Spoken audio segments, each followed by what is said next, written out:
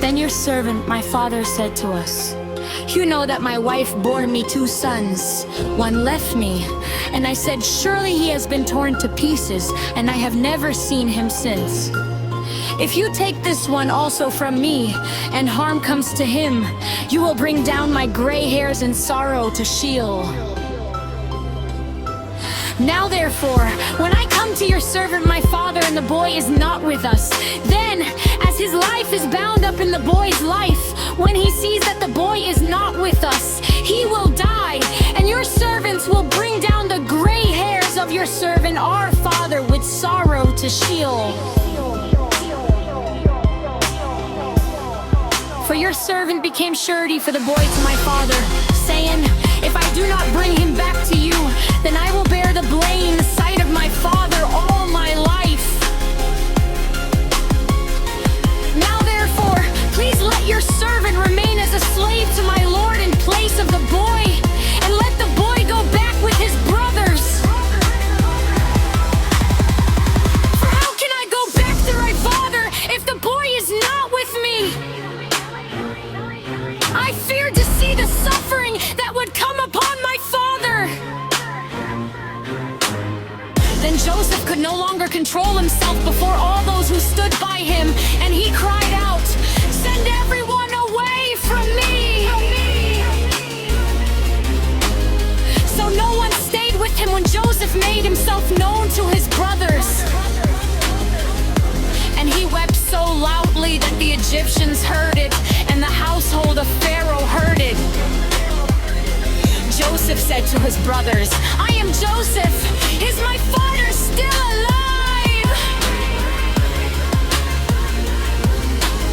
But his brothers could not answer him, so dismayed were they at his presence.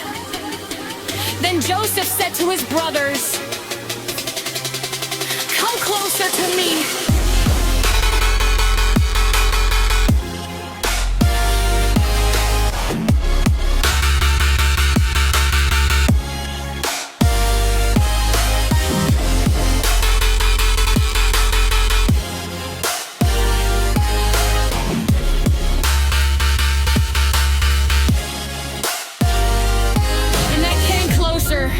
He said, "I am your brother Joseph, whom you sold into Egypt. And now do not be distressed or angry with yourselves because you sold me here, for God sent me before you to preserve life. For the famine has been in the land these 2 years, and there are 5 more years in which there will be neither plowing nor harvest. God sent me before you to preserve for you a remnant on earth, and to keep alive for you many survivors. So it was not you who sent me here, but God. He has made me a father to Pharaoh, and lord of all his house, and ruler over all the land of Egypt. Hurry and go up to my father and say to him, Thus says your son Joseph, God has made me lord of all Egypt. Come down to me, do not delay. You shall settle in the land of Goshen, and you shall be near me, you and your children, and your children's children, as well as your flocks, your herds, and all that you have. I will provide for you yes, there are 5 more years of famine to come, so that you and your household and all that you have will not come to poverty.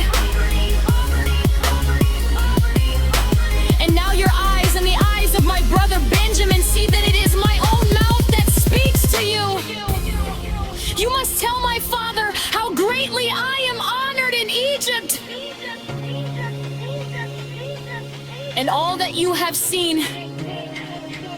Hurry and bring my father down here."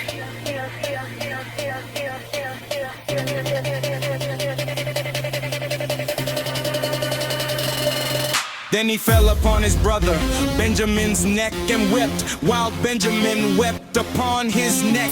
And he kissed all his brothers and wept upon them. And after that his brothers talked with him. When the report was heard in Pharaoh's house, Joseph's brothers have come. Pharaoh and his servants were pleased. Pharaoh said to Joseph, say to your brothers, do this, load your animals and go back to the land of Canaan. Take your father and your households and come to me, so that I may give you the best of the land of Egypt, and you enjoy the fat of the land. You are further charged, que sí, do it. Take wagons from the land of Egypt for your little ones and for your wives, and bring your father and come. Give no thought to your possessions, for the best of all the land of Egypt is yours. The sons of Israel did so. Joseph gave them wagons according to the instruction of Pharaoh, and he gave them provisions for the journey. To each one of them he gave a set of garments, but to Benjamin he gave 300 pieces of silver and 5 sets of garments.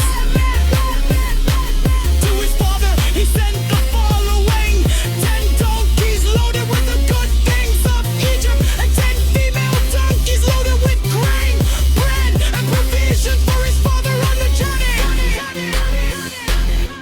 Then he sent his brothers on their way, and as they were leaving, he said to them, do not quarrel along the way.